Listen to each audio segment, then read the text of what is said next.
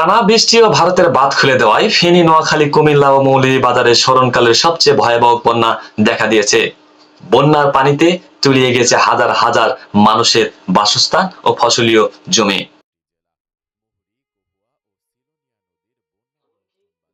এমনকি জীবনযাত্রার অবনতি ঘটেছে লক্ষ লক্ষ মানুষের।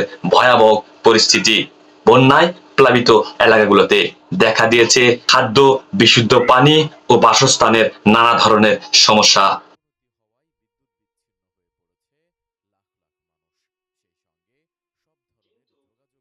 কিন্তু এই রকম দুঃখজনক সময়ে বাংলাদেশের বন্যা পরিস্থিতি নিয়ে হাস্যকর করেছে ভারতীয় নিউজ চ্যানেল জি-24 ঘন্টা। এমন অবস্থায় সময়ে কিভাবেই বা তারা এইসব করতে পারলো, যে কিনা আমাদের পার্শ্ববর্তী রাজ্য ভারত। এরই প্রেক্ষিতে আন্তর্জাতিক পর্যায়ের নেটিজেনেরা ধিক্কার জানিয়েছে এই নিউজ চ্যানেলের প্রতি। শিরোনামে লিখেছে, ভারত ছাড়লো জল, হাবুডুবু খেতে বাংলাদেশ কাতর।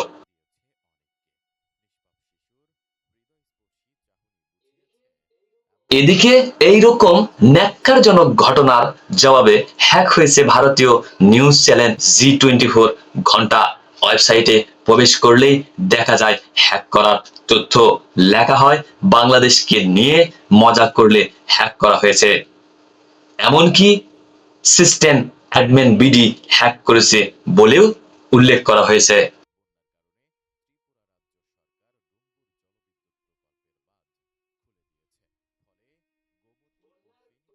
বন্যার পূর্বাভাস ও সতর্কীকরণ অফিস জানিয়েছে, আরো ভয়াবহ অবস্থায় পরিণত হতে পারে বন্যা। দেখা দিতে পারে খাদ্য, বিশুদ্ধ পানি ও থাকার বাসস্থানের সংকট। এদিকে দুর্গম এলাকার জন্য ত্রাণ পাঠানোর জন্য উপদেষ্টা নাহিদের আহ্বান। আগাম সতর্কতা এবং প্রস্তুতি নেবার সুযোগ না দিয়েই এই যে বাঁধ খুলে দিয়ে দেওয়া হয়েছে, এটির মাধ্যমে ভারত অমানবিকতার পরিচয় দিয়েছে এবং বাংলাদেশের সাথে অসহযোগিতা করছে। আমরা আহ্বান করব, আমরা আশা করব যে দ্রুত সময়ের মধ্যে ভারত বাংলাদেশের জনগণ বিরোধী এ ধরনের নীতি থেকে সরে আসবে এবং আমরা কিভাবে একত্রে বাংলাদেশের জনগণ এবং ভারতের জনগণকে এ ধরনের প্রাকৃতিক দুর্যোগ থেকে রক্ষা করতে পারি সেই বিষয়ে সুষ্ঠু সমাধানের পথ বের করতে হবে।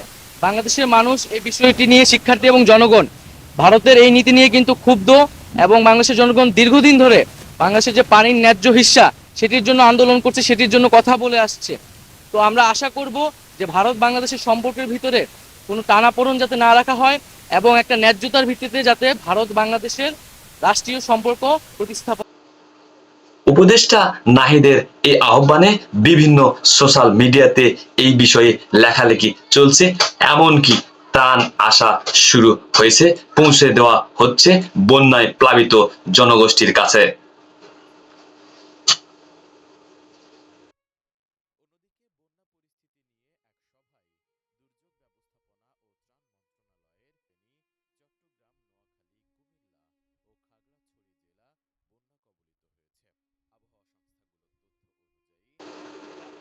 বাংলাদেশের প্রত্যেকটি মানুষ দায় করছে ভারতকে। বাংলাদেশের এইরকম অসহযোগ পরিস্থিতির জন্য দায় করা হচ্ছে ভারতকে। যদিও ভারত তার রাজ্যের বাঁধ খুলে না দিত, বৃষ্টির পানিতে এমন পরিস্থিতি হতো না।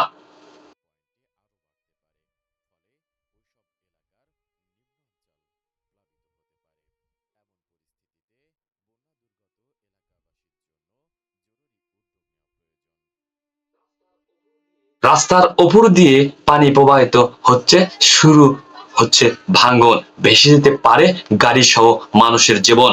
সরকারি প্রচেষ্টায় আটকা পড়া মানুষকে উদ্ধার কাজ শুরু হয়েছে। আটকা পড়ার সামনে হেলিকপ্টারে উদ্ধার কাজ চলছে।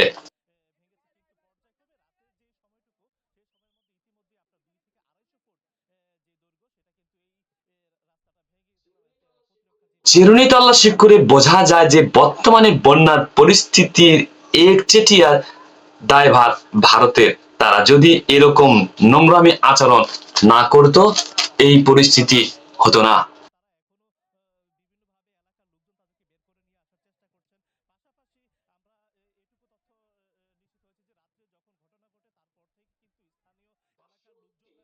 পার্শ্ববর্তী বন্ধু সম্পর্ক যে রাষ্ট্র ছিল আমাদের, সে এখন আমাদের শত্রুই পরিণত হয়েছে। কেনই বা হয়েছে এই শত্রু? বৈষম্য বিরোধী ছাত্র আন্দোলনকে কেন্দ্র করে 5 আগস্ট যে কর্মসূচি পরিচালিত হয়েছিল, এতে পতন হয় ফ্যাসিস্ট হাসিনার। বাংলাদেশের বন্যা পরিস্থিতির একাংশই কারসাজি চলছে, কারণ বাংলাদেশের প্রধানমন্ত্রী শেখ হাসিনা পতনের পর ইন্ডিয়ান অবস্থায় বাংলাদেশের সাথে ভারত যে আচরণ করেছে, এতে পরিপূর্ণভাবে বোঝা যায় যে বাংলাদেশের সাবেক প্রধানমন্ত্রী শেখ হাসিনার কারসাজিতে এই বন্যা পরিস্থিতি অবনতি চলছে। আব্দুল আউয়াল, নিউজ নির্মাণ বিডি।